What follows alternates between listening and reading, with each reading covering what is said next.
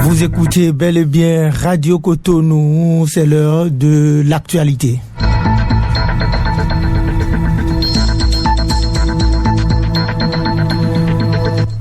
millions de francs CFA, c'est bien la nouvelle dotation inscrite par le gouvernement dans le projet de loi de finances rectificative de 2026. Une dotation essentiellement destinée aux besoins logistiques nécessaires à la mise en place du Sénat. Le ministre de l'Agriculture, de l'Élevage et de la Pêche a conduit une mission dans la partie septentrionale du Bénin pour rencontrer les producteurs agricoles. Dans un instant, le point. Et puis en sport, on parlera de la Ligue Pro de football du Bénin qui connaît son champion pour le compte de la saison 2025-2026. Radio Cotonou, le journal. Le club Amitié Colombe Junior organise un colloque national sur les conditions de vie des enfants dans la société.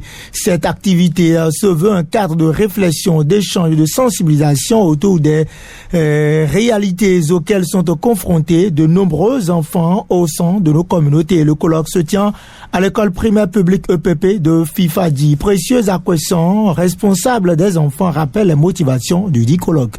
Cette rencontre constitue un important cadre de réflexion, d'échange et de sensibilisation autour des réalités que vivent de nombreux enfants dans des communautés. Lorsque nous parlons des enfants, il ne s'agit pas uniquement des élèves présents dans les écoles, mais également des enfants domestiques, des apprentis et de tous ces jeunes qui, malgré leur jeune âge, font face à des différentes difficultés sociales. Tous ont droit à la protection, à l'écoute, à l'éducation, à l'encadrement et à un avenir meilleur. Aujourd'hui, nous sommes réunis afin de réfléchir ensemble aux solutions capables de garantir à chaque enfant un avenir meilleur dans un environnement marqué par la paix, la justice, l'éducation et la dignité humaine. Ce colloque nous offre donc l'occasion de réfléchir ensemble aux solutions capables de favoriser le bien-être des enfants et de promouvoir une société plus juste, plus humaine et plus solidaire. Au nom du club d'amitié Colombe Junior, le CACJ, je tiens à adresser nos sincères remerciements à Madame l'adjointe le maire de la ville de Cotonou pour sa présence distinguée, son soutien et son engagement aux côtés des initiatives en faveur des enfants et des familles. Léopold Agbodedier, président du club Amitié Colombe Junior, explique la vision du dit club. CACJ, c'est une organisation qui lutte maltraitant des enfants, et surtout tout ce qui concerne les enfants, domaine des enfants. Le colloque qu'on a organisé, c'est pour déjà un enfant à 7 ans. Donc nous avons réfléchi avec les enfants, nous avons réfléchi sur plusieurs thèmes et plusieurs initiatives des enfants. Déjà, ce qu'on demande chez nos autorités, si un enfant, déjà si on dit jeunesse pas dépend pas enfant. Donc déjà que nous demandons aux autorités, vous voyez aujourd'hui vous avez l'agent maire était avec nous, donc on passe pas les enfants avant de devenir la jeunesse. Donc l'éducation aujourd'hui, il faut mettre ça au niveau de bas. C'est sur ça que vraiment on s'est travaillé sur ça. L'événement a connu la présence remarquée de la première adjointe au maire de Cotonou, Arlette Bello Saïzonou, qui représentait le maire Luc Nyankadia. Ce colloque, j'aurais pu appeler atelier de réflexion sur les conditions de vie et des droits de l'enfant. Vous avez peut-être été soit abandonnés ou bien relégués au second plan de leurs occupations, de leurs préoccupations. Vous demanderez de ne pas leur en vouloir, mais plutôt de faire une introspection vous-même pour dire que vais-je devenir demain. Ce que vous allez devenir demain est ce que vous voulez vous-même être et que vous vous forgez dès aujourd'hui. Vous n'avez pas choisi la situation dans laquelle vous vous trouvez. C'est une situation qui s'est imposée à vous. Vous devez vivre dans la résilience, c'est-à-dire l'accepter parce que ce n'est pas de votre bon vouloir. Mais pour vivre dans cette résilience, il vous faut une certaine conscience. Est-ce que je me plais dans la situation où je me trouve? Voudrais-je vivre une vie meilleure mais une vie de dignité. Parce que voulant avoir une vie meilleure, vous pouvez choisir la voie des voyous. Permettez-moi le mot. Et si vous voulez vivre, devenir quelqu'un de meilleur dans la dignité, c'est de vivre selon une certaine conscience, une certaine morale. Oui, je veux être ce que je veux être demain. N'enviez personne, ne pas voler, ne pas mentir. Faites vos devoirs consciemment et consciencieusement. Ne pas aller sur l'intelligence artificielle et recopier ce qu'il y a là-bas.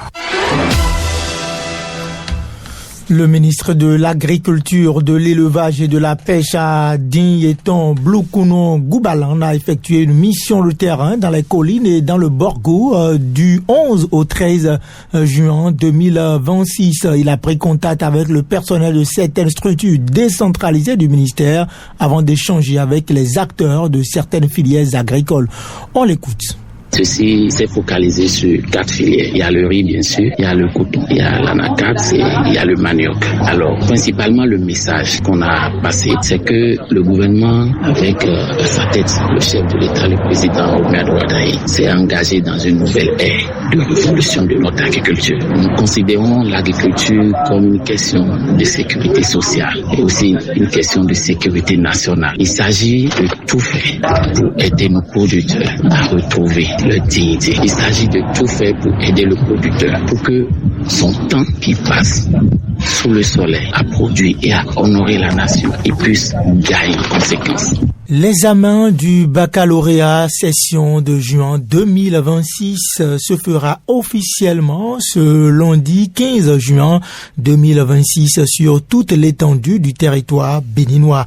À la veille de cet important examen de ce premier diplôme universitaire, la ministre de l'Enseignement supérieur, de la recherche scientifique en charge de la formation technique a lancé un message aux différents candidats qui composeront cet examen. On l'écoute. Je voudrais avoir une pensée bienveillante pour les milliers de jeunes béninoises et béninois qui, dans quelques heures, affronteront avec courage et détermination les épreuves écrites du baccalauréat, session unique de juin 2026. Le baccalauréat n'est pas un examen comme les autres. Il marque l'aboutissement de longues années d'efforts, de sacrifices et d'espérance. Il représente une étape importante dans le parcours de nos enfants et ouvre les portes de l'enseignement supérieur, de la formation professionnelle et de l'insertion dans la vie active.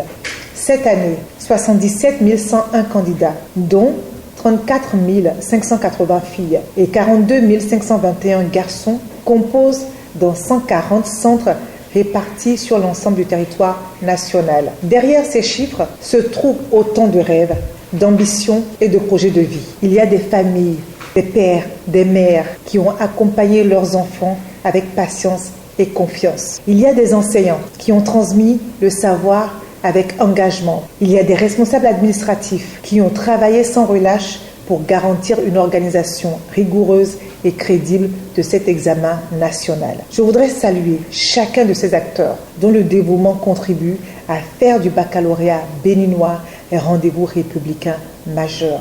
Une brève dans cette session d'information. Le gouvernement inscrit une dotation de 100 millions de francs CFA dans le projet de loi de finances rectificative de 2026 pour couvrir les premières dépenses liées à l'installation du Sénat, la nouvelle chambre haute du Parlement créée par la révision constitutionnelle de décembre 2025 introduite à l'Assemblée nationale.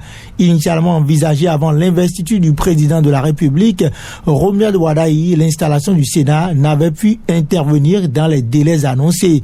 L'inscription de ces crédits au budget rectificatif marque le lancement concret des préparatifs pour l'installation du Sénat, l'une des principales innovations de la réforme constitutionnelle promulguée le 17 décembre 2025. Bénin Alafia 2060, quelle perspective pour les PME de construction? C'est autour de ce thème que s'est tenue une journée d'opportunité réunissant les acteurs du secteur du bâtiment et des travaux publics. Cette rencontre offre un cadre d'échange professionnel afin d'établir un état des lieux du secteur et d'identifier les perspectives de développement pour les années à venir.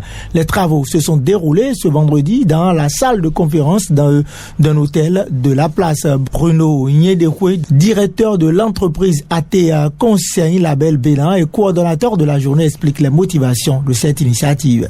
Il y a quelques années, disons plus précisément, en 1993, nous avons fait une incursion dans la grande famille des BTP à travers l'organisation de la Semaine nationale de l'habitat 93. Depuis lors, nous avons travaillé avec pas mal de personnes, de grandes figures de la famille des BTP et nous avons eu quelques fruits. Parmi ces fruits, il y a eu la restructuration de l'ANECA dans le temps, la formation à différentes échelles dans le domaine des BTP. Entre-temps, nous avons fait une virée et nous revoilà dans la grande famille des BTP pour contribuer à apporter ce que nous pouvons afin que dans notre pays, le bâtiment aille. C'est pourquoi vous avez cette édition de la journée d'opportunité BTP qui se veut un cadre où des acteurs de toute la chaîne vont se retrouver pour réfléchir et partager des opportunités, partager des expériences et se mettre à jour de la réglementation et de tout ce qui arrive de bon dans le secteur. C'était Bruno Nyedekwe, directeur de l'entreprise ATA Conseil Label Bénin, représentant le maire Luc Nyankadia. Le deuxième adjoint au maire Gatien Sedamia Diagboni a mis l'accent sur les attentes de la municipalité à l'endroit des acteurs du secteur. La ville salue clairement l'initiative de ce matin. Nous venons également avec 3 souhaits. Nous souhaitons qu'il y ait une meilleure organisation de la corporation. C'est important pour nous parce que nous ne sommes pas des spécialistes et beaucoup de personnes se prévalent de votre activité. Donc nous, on a besoin d'être éclairés. Le deuxième souhait, c'est que nous souhaitons avoir un partenariat plus actif avec vous parce que avoir des acteurs locaux engagés dans la transformation du pays, dans la transformation de la ville de Cotonou, en ce qui nous concerne, puisque je ne peux parler que de Cotonou, c'est également important. Troisième et dernier souhait, c'est que nous souhaitons qu'il y ait plus de crédibilité dans vos rangs. Nous avons besoin d'obtenir des résultats probants. Nous sommes mandatés par les populations, donc on ne peut pas prendre des décisions à la légère quand il s'agit d'engager les ressources de ces populations-là. Donc quand on décaisse et qu'on engage des ressources, il faut qu'au bout, nous puissions montrer aux populations, voilà ce qui a été fait avec votre argent. Le désamour que certains acteurs ont en direction de la ville pour dire la ville ne paye pas vite, tout ça. C'est les choses que nous sommes en train de régler. Mais nous avons besoin aussi en face d'acteurs crédibles.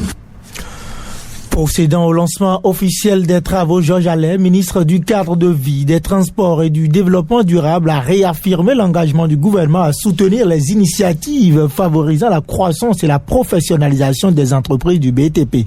Il était au micro de Michel Loudy-Favé.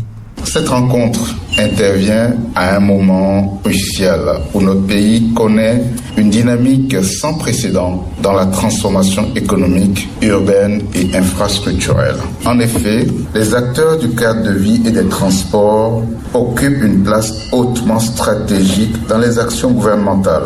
Leur importance ne se mesure pas seulement aux ouvrages qui sont réalisés, mais aussi bien à travers l'ampleur exceptionnelle des ressources qui sont mobilisées pour ce secteur. Le secteur du BTP occupe donc une place stratégique pour le développement de toute nation, la nôtre en particulier. Sous le leadership du président de la République, son Excellence Romuald Wadani, le Bénin engage d'importants programmes d'investissement dans les infrastructures routières, touristiques, administratives, sanitaires, éducatives et urbaines. Je forme le vœu que cette journée d'opportunité qui s'ouvre débouche sur des recommandations pertinentes et j'y attache énormément de prix, des partenariats fructueux, des initiatives concrètes au bénéfice de l'ensemble des acteurs du secteur. C'est sur ces mots, chers participants, que je déclare officiellement ouverte cette journée d'opportunité du BTP.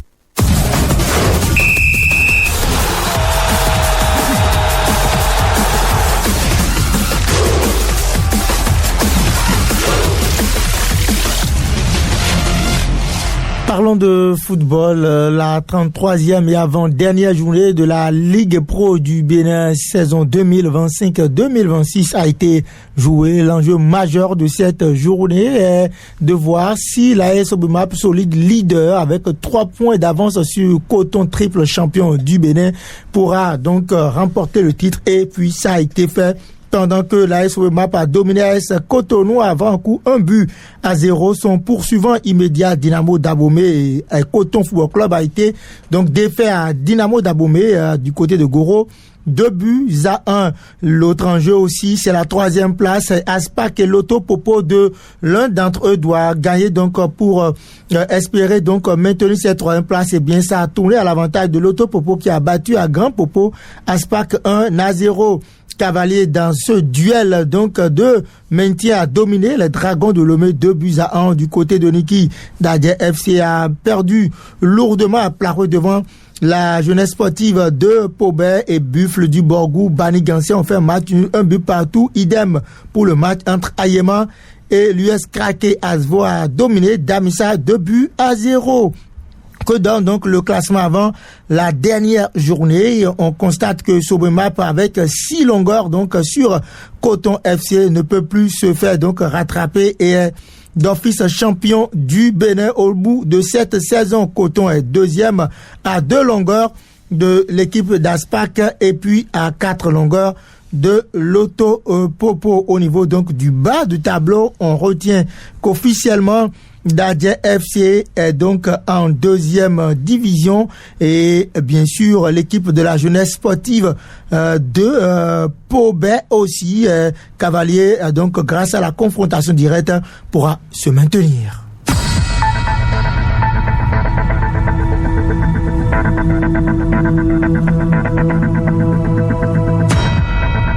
C'est la fin donc de cette session d'information sur Radio Cotonou. Merci de rester fidèle au programme de la radio municipale.